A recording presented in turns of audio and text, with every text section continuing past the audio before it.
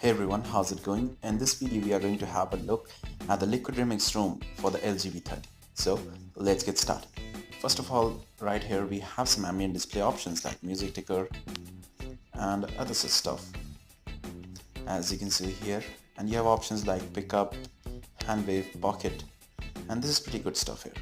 And you have animations options, buttons, volume rocker customizations, as you can see here. So actually there are a lot of gestures here. As you can see, you have AOSP gestures and all these things are in one place. You'll find that under the liquid lounge in settings. If carbon gestures, edge gestures, gesture anywhere, navigation gestures, I mean there's a lot of stuff here. You have pie control, as you can see here.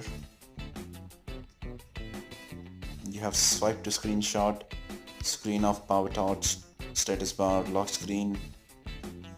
You have some keyboard options as well available here for you. You have lock screen options, as you can see here. I will quickly go through these options. You can have a look at them and see which ones you like and which ones you would like to use in your daily driver device. And as you can see here, and talking about the performance has been pretty smooth for me on this ROM. I've had no issues. I really like this one, as you can see here. And I played PUBG on this one and PUBG worked really well. It worked smoothly, much better than what performance I get on stock Android, and even the battery life is pretty good. And I would say it is better about 20% than stock Android on LG devices. I hope I didn't miss any of these options. I'll just go through them again.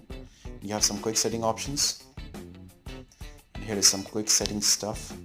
You can see there are a lot of options here. You have recent panels, status bar customizations,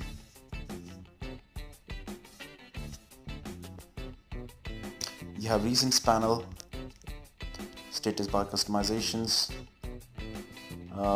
I'm using the dual SIM device here and dual SIMs work really well, but do note that Geo VoLTE will not work here on any custom ROM. Geo VoLTE only works on the stock ROM. And as you can see here, there are some display options available as well. Ambient display options, UI theme, background color, and stuff like that. And in the sound options, you will also find the hi-fi quad DAC option, so that's pretty good. So you also have digital well-being, a staple feature of Android Pie. So that's pretty much it for this ROM. If you like this video, click on the like button and also subscribe to my channel for more videos. Thank you for watching. Have a nice day.